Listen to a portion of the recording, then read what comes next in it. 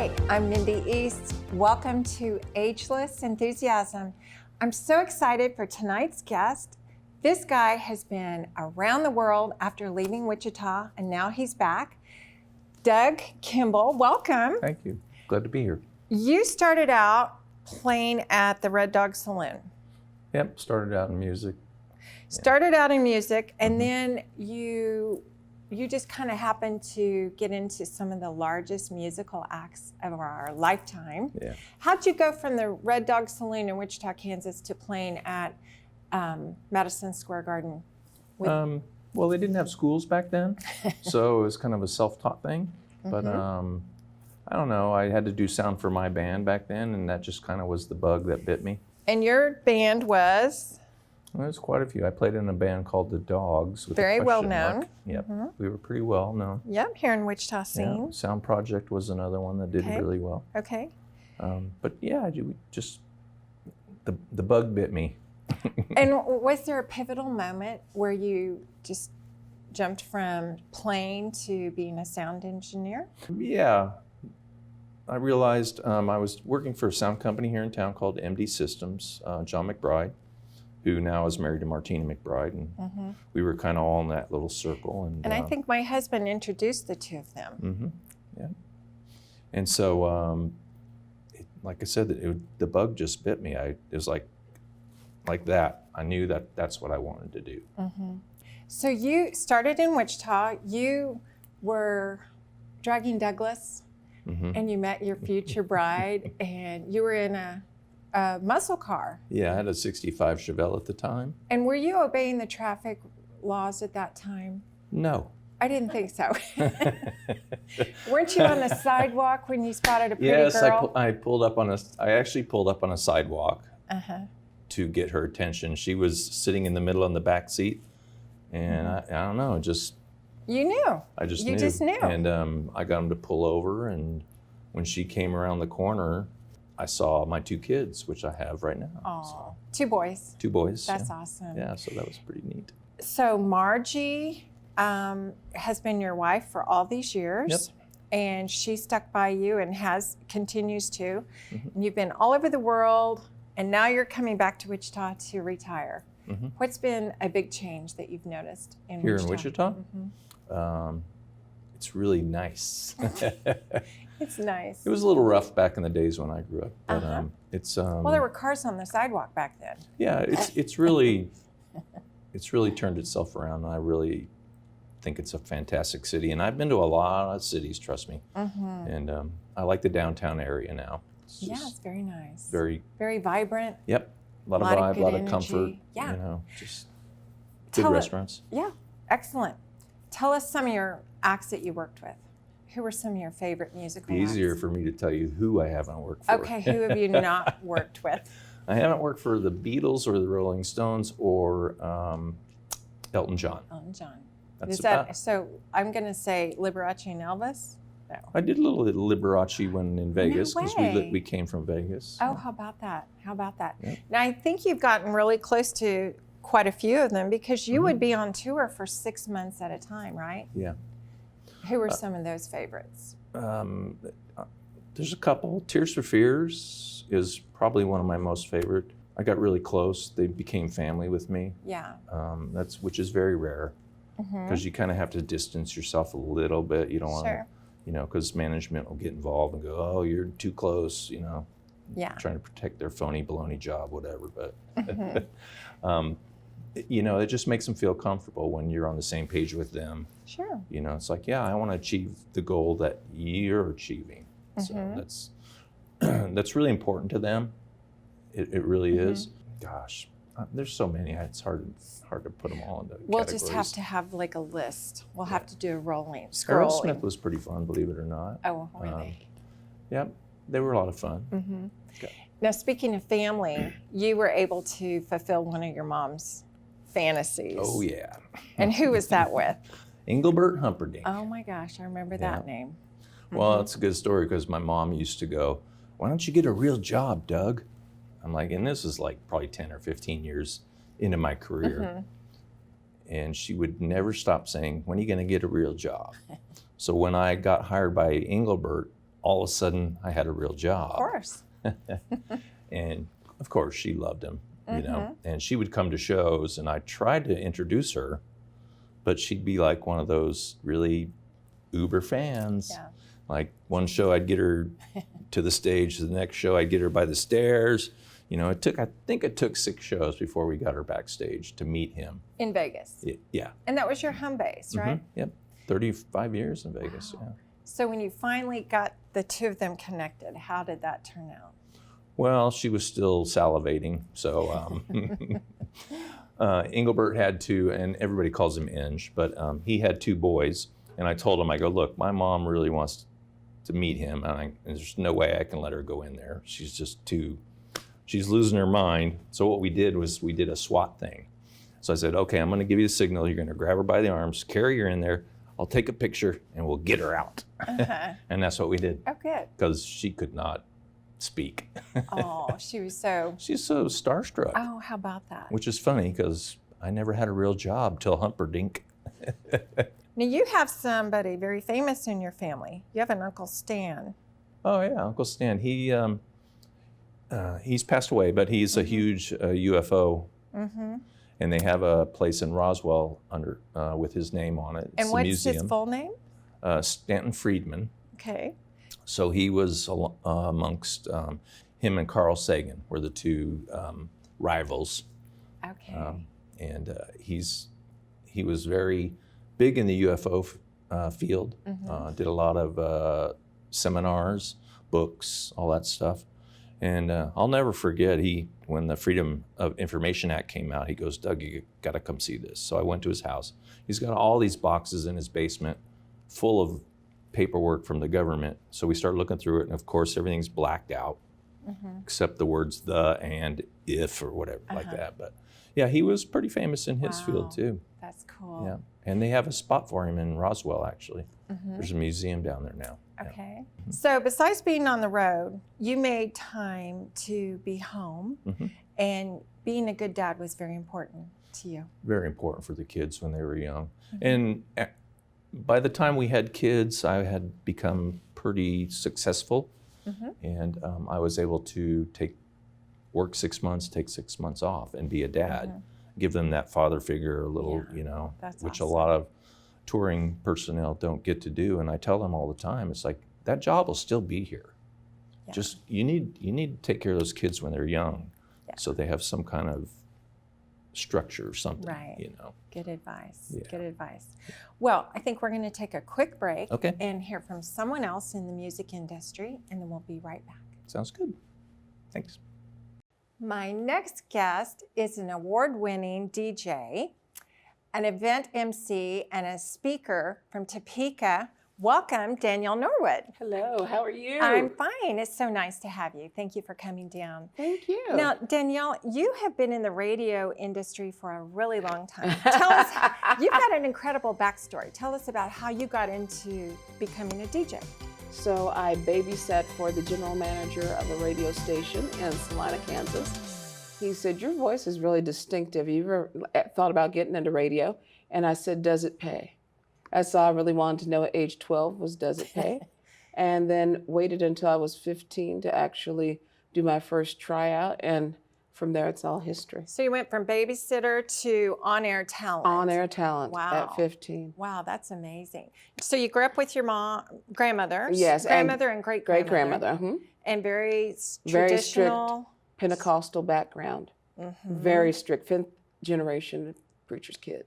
And we just toured the PBS museum, and you said you grew up watching PBS. Yes, from the time I was a little kid up until forever. I mean, and it's wonderful that I'm working at a PBS station now because, again, the love that I have for public broadcasting is just immense. When I won't watch regular, scripted shows, I always watch PBS. Well, it's seriously good TV. It is seriously good TV. You've got, you're on a show up there, all women, 4 women, by women called Inspire. Yes. And one of the shows highlighted your genealogy. Yes. What a trip that would have been. Tell us a little bit about that. On my own, I tried to figure out my genealogy and really hit all these major walls. They had someone assigned to me for, I want to say, 7 or 8 months to really do the deep dive. So they went back 7 generations on both sides of my family. Found out that I have ancestors that were enslaved by indigenous people, which they don't talk about in the history books. So I was like, okay, wait a second, what just happened? So that was interesting. And then some of the stories about other family members, it was quite entertaining. Now you have a little catchphrase. I do too, but mine can't be repeated. Your catchphrase is Merry Christmas. And tell us what that means to you. It's a gift. It's a gift. It is. So was that finding out about your ancestors? Was that it was a gift? That a gift? I think everybody wants to know where they came from. And it just made me so secure to know that all these other people paved the way for me to be here. So it's like, it's not just me sitting on this chair, it's my ancestors too that are along with me. And so I'm so grateful for that. You know, our parents would be so proud of both of us. I know, Granny and Great. Go on, girl. Yeah, go on, girl. So this show is redefining life, health, and happiness over 50. Yes. This past year, you have undergone a healthy transformation.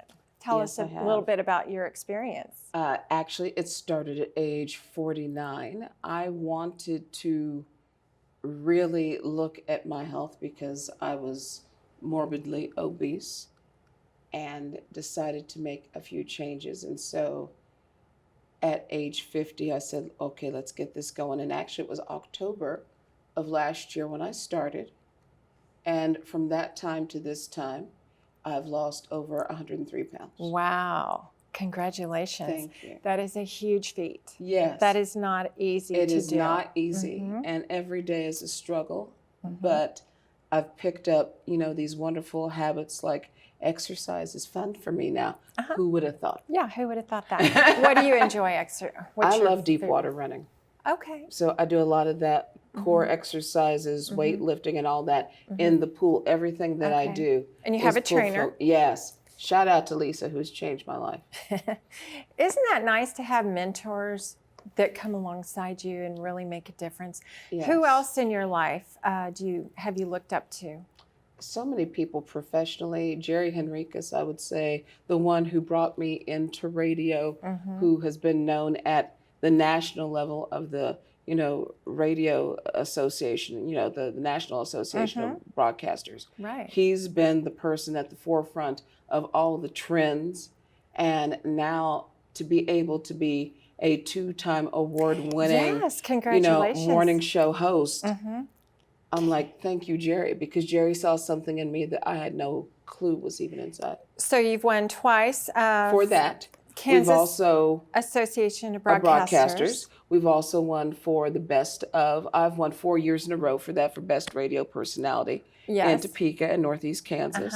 And then recently, I won the YWCA Women of Excellence Award. Girl. So I mean, you go, girl. And again, all these things happened after 50. So you had the Danielle Norwood show, which was a little bit of sass and class, right? And now you're on Magic 107.7. It's the Magic Morning Show with Knight and Norwood. And I know a little bit about one of your favorite musical artists. Could it be Magic? Could it be Magic? Absolutely. Who's your favorite? Barry Manilow has to be. I mean, I've seen him when he was here in Wichita the last time. I had ninth row tickets. I was like, oh my God, Barry Manilow. I mean, I freaked out, but what little kid from the 70s wasn't listening to AM radio and hearing, Copa and Could It Be Magic and Mandy? I mean, all those the good hits days. go on.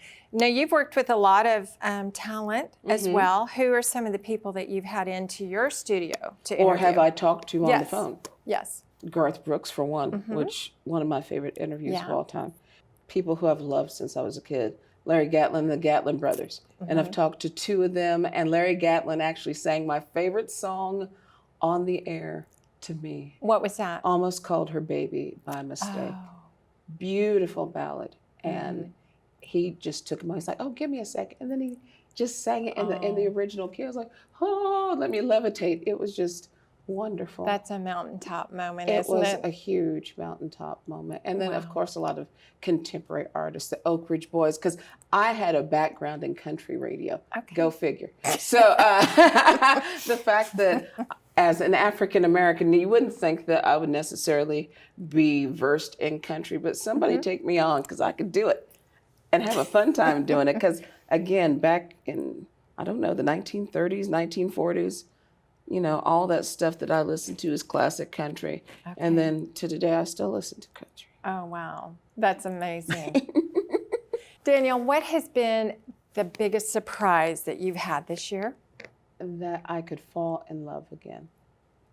Ended a 13-and-a-half-year relationship last year, and I didn't think it was possible because, again, to go on dating websites, it's like, oh, dating has changed so much. I don't know that either I want to be doing this or that, you know, this is even going to work out.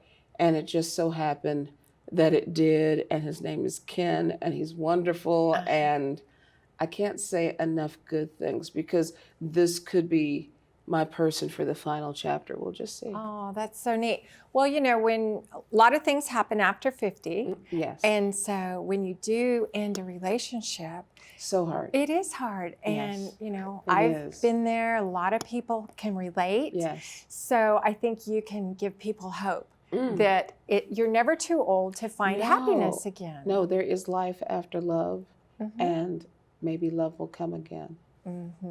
And that would be my Merry Christmas. Oh, there you go. That's the gift. It is a gift. Well, you're a gift. Thank you for being my guest today. Thank you. And what's on the horizon for you for the new year? Well, I'm working on doing some more things in TV, as well as expanding my radio career. And I have a video cast that I'm going to start on YouTube. Oh, very good. Do you have a title for that? Keeping It Real with Danielle. I love it.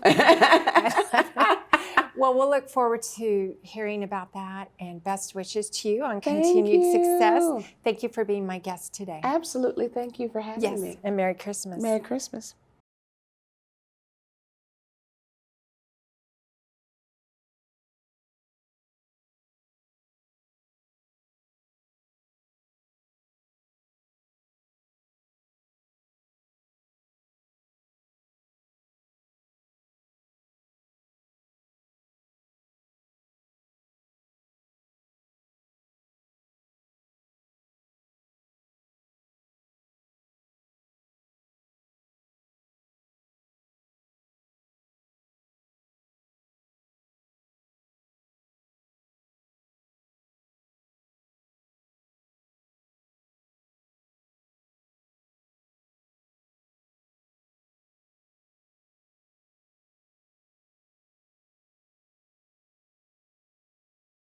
I'm back now with my guest, Doug Kimball. Doug, welcome back. Thanks. I want to ask you about some of the most memorable venues that you played at. What one stands out in your mind? Probably, I did a tour with Alanis Morissette back in the early days of her records. And we sold 2 nights at the Roman Coliseum. So the Coliseum, the ruins, they converted into a outdoor concert venue. Right. Cool. Just the history, let alone the fact that we were playing there, but the history was great because it was still the same stuff. Like you could see chariot marks in the stones and stuff. They took us downstairs and showed us all where all the dungeon stuff was, and they did a lot of nice backlighting on the leftover ruins. Just gorgeous. Wow. You know, really pretty. That one sticks out a lot because of that. And what's the best concert you've ever been at? Do you have a favorite? That one sticks out mostly. I mean, I've done so many of them, it's hard to really pick. I like that one. Australia was a shock. I started going down there, and believe it or not, they actually did put on some really good shows. And my favorite was doing the winery run. Who'd you work with down there? Rob Thomas and Matchbox 20. Okay. So they would so these wineries would do concerts to get people to come in and buy their wine. Mm-hmm. And of course, they'd bring cases of wine to us. Yeah. Sure, I'll drink it. Oh, yeah. Have to make sure. So it was really nice because I studied Australia in high school, and I really just... Where'd you go to high school? Andover. Okay. Here in yep. And you married a North High girl, like me. I'm a North High girl. No, you had a special pet that I want to talk about. You had a rabbit named Gary. Oh, yeah. He's pretty famous, actually. And what made him famous? Well, I would always post pictures of him because he was really silly. Backpedal just a little bit. I was working on my car in the garage, and he was walking down the street, and all the kids were yelling at me, "Doug, your rabbit's out." And I'm like, "No." I went and checked, and there's this white rabbit coming up, and he tugged on my pant leg while I was in my garage. And so we kept him. And you had a rabbit? We had already had other rabbits, yeah. So you were a rabbit guy? Yeah. Okay. But come to find out, he liked to swim in our pool. Oh, that's too funny. He just loved it. You know, when it get hot in Vegas, it gets really hot. But yeah, just one day I thought I'd just see if he liked to swim, and that was the end of the story. And I posted that video, and he just became this huge star. How funny is that? That's and cool. I still get people asking me, "Where's?" You know, of course he's already passed away, but it's like. Is there another rabbit in your future? Probably. I like rabbits, actually. You just got through with a stint at Purdue University. Tell us a little bit about that. Okay, so I moved to Fort Wayne, Indiana, to take a job at Sweetwater, which is a music company, huge music company. They hired me to run their audio department. So they had a pavilion out back where we would do concerts, and I'd handle a lot of the in-house whatever they were having, either guests or bands or whatever. So they hired me for that. Purdue found out that I was there, and they came to my office one day, just out of the blue. Said, "Hey, we're Sign here." Yeah, they were like, "I'm curious, so do you like to teach?" I'm like, "I've never taught. I don't know if I'd be any good at it, actually." The fact that they came and hunted me down was pretty nice. Yes. And it turned out to be really, really good and very satisfying. Because once I reached the pinnacle of what I was doing, I was like, well, what do I do now? And the teaching thing was the whole next level. It was like, I really didn't think I could do it, but I did a really good job. A challenge. Yep. That's cool. Something like that in your future here? Yeah, I think so. I'm looking towards WSU maybe. There you go. A lot of these colleges teach recording and that stuff, but nobody teaches what I've done. So it's kind of a little niche thing. Good for you. And like I said, a lot of people want me to do a online thing, but I'm not techno savvy like that. I like one-on-one stuff personally. Yeah. Well, very good. Well, we look forward to seeing what's in your future. Yeah, me too. Okay. Actually. Thank you for being my guest today, Doug. Thank you so It's much. fun to have you. Thank you. All right. Likewise. Thanks. I'm Mindy East, and thank you for being with us on Ageless Enthusiasm.